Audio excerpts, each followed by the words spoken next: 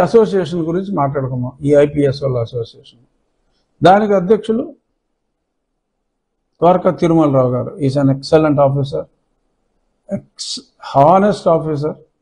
అంటే it doesn't mean others are dishonest. Yes, many people in the list are dishonest. Yes, dishonest అంటే డబ్బులే తినే అక్కర్లా, వాళ్ళ విధులను మర్చిపోయి పైన రాజకీయ నాయకుల ప్రాపకం కోసం అంటగాగే వాళ్ళందరూ yes, they are dishonest.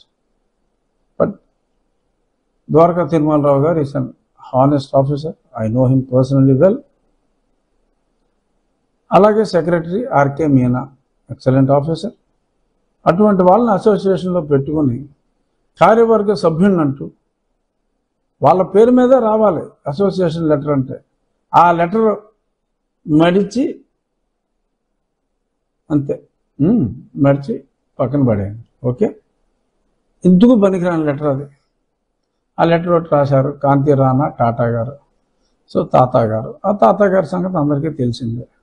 Okay, గతంలో ఆయనకి నాకు కూడా చక్కటి పరిచయం ఉంది. సరే, ఆయన దుర్మార్గులతో అంటగాగిన తర్వాత సన్మార్గులైన మా లాంటి వాళ్ళు న్యాచురల్గా దూరం అవుతారు. ఆ క్రమంలో దూరం అయినట్టుగా ఉన్నాం.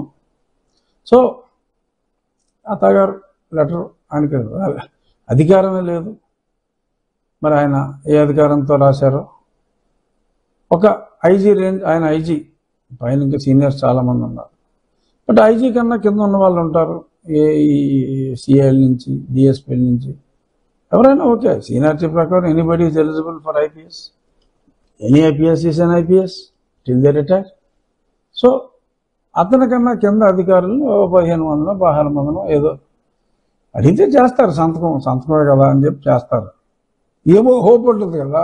ఇన్ని అరాచకాలు చేసి జగన్మోహన్ రెడ్డి రాకపోతాడా, బాబు గారు సీఎం అయితే మనల్ని ఎలాగో పక్కన పెడతాడు, ఓ ఛాన్స్ తీసుకుందాం, హెల్ప్ చేద్దాం, మళ్ళీ మనవాడే వస్తే దోచుకుందాం, ఇంకా దాచుకుందాం అనే అభిప్రాయంలో ఉండొచ్చు వీళ్ళు. ఎస్, వాళ్ళు చేసేది వాళ్ళు సంతకం పెట్టమంటే పెట్టారు. అసలు వీళ్ళు మనోధైర్యం దెబ్బతింటువంటి వీళ్ళు తలకాయ. వాళ్ళు ఏమి రాశారు తెలుసా మీకు ఆ లెటర్లో? ప్రజలారా, మీకేదైనా ఉంటే మీరు కోర్టుకు వెళ్ళండి, లేదా మాకు తెలియచేయండి, అంతే తప్ప ఇలాగా పేపర్లో రాయటాన్ని మా మనోధైర్యం దెబ్బతీయటమే అని చెప్పి ఎలక్షన్ కమిషన్ కంప్లైంట్ ఇచ్చారు. ఎలక్షన్ కమిషన్ని తీసుకున్న నిర్ణయం సముచితం, కానీ వాళ్ళు పెట్టిన అధికారులు మళ్ళీ ఆల్మోస్ట్ అదే రేంజ్ని తీసుకొచ్చారని చెప్పి ఒక నిజాన్ని, పచ్చి నిజాన్ని రాస్తే అంత కోపం మీకు? దానికే మీ మనోధైర్యం దెబ్బతినేద్దమ్మా. కోర్టుకి వెళ్ళాలట. మీరు వెళ్ళకూడదా? ఐపీఎస్లు మీరు వెళ్ళకూడదా కోర్టుకి, ఎలక్షన్ కమిషన్కి? ఎలక్షన్ కమిషన్ తీసుకున్న డెసిషన్ మీద మీరు ఎలక్షన్ కమిషన్కి వెళ్తారా? ఏంటిది? వాడతా మొదలెట్టండి ఇప్పటికైనా. ఈ పనులు మీరు చేయండి, ప్రజలు మిమ్మల్ని గౌరవిస్తారు. అంతేగాని ఏదో మనకు ఐపీఎస్ వచ్చింది కదా అని చెప్పి ఎవన పడతానని బాధపడతా పోవచ్చని తప్పు. ఏమైపోయిందా మీ పోలీసు వాళ్ళు, ఈ అరాచకాలు?